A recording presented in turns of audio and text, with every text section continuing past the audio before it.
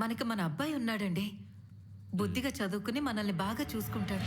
It's marriage confirm. రేపటి నుంచి committed. నాకు లవ్ అంటే చాలా ఇష్టం. ఇన్ఫాక్ట్ ఎవరికి ఇష్టం ఉండదు చెప్పండి? నా లవ్ ఆఫ్ మై లైఫ్ ని వెతకడంలోనే నా హోల్ జర్నీ ఆధారపడింది. ప్రవీణ్ ప్రవీణ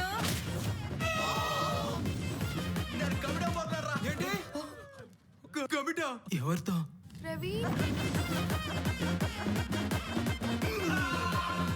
నువ్వు 3 మూవీలో ధనుష్ లాగా చేస్తావు కదా, అలా ఒకసారి చెయ్యి.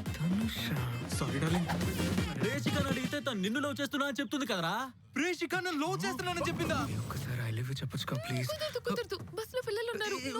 ఒక నిమిషం. ఏయ్ చోరు మూసుకోరా.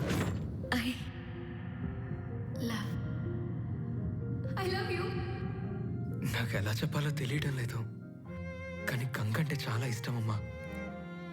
ఆ అమ్మాయి అమ్మ కంటే తక్కువ ఇష్టమా లేక ఎక్కువ ఇష్టమా అని తెలుసుకుందామని. పిచ్చామ్మా నీకు? నీకంటే నాకు ఎవరైనా ఎక్కువ చెప్పు. నువ్వు తను ఈక్వలే అమ్మా. నువ్వు రా ప్రవీణ్, మనం వెళ్దాం. నా రూట్ లో నువ్వు వస్తే ఫిక్స్ అయిపోతాం, నువ్వు పట్టించుకోనంటే వెక్స్ అయిపోతాం. లవ్ లో నా లైఫ్ చిల్లున్నదంట, నాకున్న డ్రీమ్స్ అన్ని ఫుల్ అవునంట. కానీ దయచేసి నన్ను నా భార్యని ఇలా కాలేజీకి తీసుకొచ్చి అవమానించకండి ప్లీజ్. అమ్మాయిలంటే పిచ్చి. అమ్మాయిల వెనుక కుక్కలా తిరిగి నువ్వు మాట్లాడుతున్నావా నా గురించి? నీకేం కావాలన్న నన్నే అడుగు, ఏ కుక్కని అడగాల్సిన అవసరం లేదు.